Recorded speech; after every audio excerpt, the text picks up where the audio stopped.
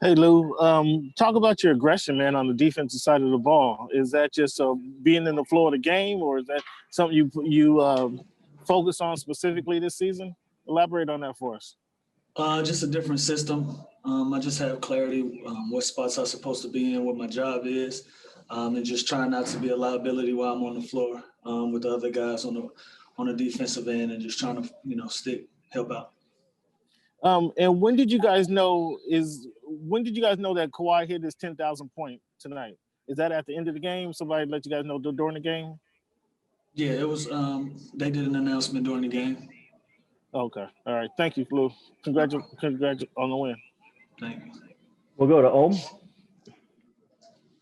Hey Lou, as someone who knows how hot, you've gotten hot many times. How hot was Kawhi in that third quarter when he scored like a career high 21 points, and how happy was he to be playing without that mask? I'm sure he was happy, just being back to himself and not having to deal with the mask and how it affects how he plays or how he breathes or anything. But I'm sure it's a great feeling when you get in a zone like that. He put us on his back. Chicago was a young, scrappy team. They were in control of the game for almost three quarters, and Kawhi decided that he was going to be more aggressive on the offensive end and was able to carry us to a tie ball game going into that fourth quarter. So I think that was the perfect timing when we needed him. Usually a lot of times we know him for his defensive abilities, but on the offensive end tonight, that's what carries. Thank you. Thanks. We'll go over to Kari Jones. What's happening, Lou? Coach kind of joked around and said, he's ready to start the defensive year of the campaign for Lou Williams. Can you talk about just the conversations you had with him about, stepping up on defense? It hadn't been a conversation. It's just what's expected. What's expected of all of us. Like I said, I think we have a game plan on the defensive end for guys like myself. Even Kawhi, PG, and Pat, it's just clarity about where we should be on the defensive end at what times and what situations. And I understand that. That's something I've honed into, and so it's been working out for me so far. Thanks. We'll go to Andrew Greif. Hey, Lou, Ty was telling us about how last night when they looked at the sample size of the first 10 games and then they thought about what they wanted to change with the lineup, talked with you, talked with Reggie, talked with Luke. What about your talk with Ty last night, I guess, brought that clarity to you? And you said say less when he told you just play like yourself.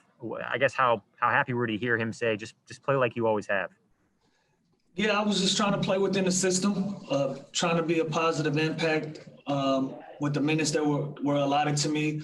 I understand the phase that I am in my career. I understand that the identity of this team has slightly changed with bringing Luke in, bringing Serge in. That makes us a deeper team. And usually I'm called upon to be a big scoring threat. The first 10 games, I think I was being more of a facilitator, wasn't being as aggressive as I could be on the offensive end. And he told me he needed that to change and kind of go back to my old ways. And, that's what's natural to me. So that's what I told him, say less, I'll take care of the rest. We'll go to Nick Hamilton. Hey, Lou, congrats on the win. At what point did you find your rhythm where you really felt like things were starting to flow for you and really start to come your way in this game today? They let me get left. Going left, fade away. When I make that shot, that's like a layup to me. That's an energy play. That's equivalent to athletic guys getting a big dunk or the defensive-minded guys getting a stop, getting a big steal. Allowing me to go left, that just creates energy. It creates confidence. And after that, I was just back. I was in my bag. And we got time for one more. We'll go to Rashawn. Hey, Luke. You got that steal at the under a minute to play, and you got the run out, and you got the layup. And you kind of had a big smile on your face. And when Chicago called that timeout, your teammates kind of greeted you. What was going through your mind during that time? Yeah, it's going to come a point in all of our careers where if you even get close to dunking a basketball, it's going to be celebrated. And so I'm coming to the realization that's where I am in my career, that if I even get merely close to dunking a basketball, it's going to be a big deal. So I think my teammates were excited about that. And I was excited that they were excited. So.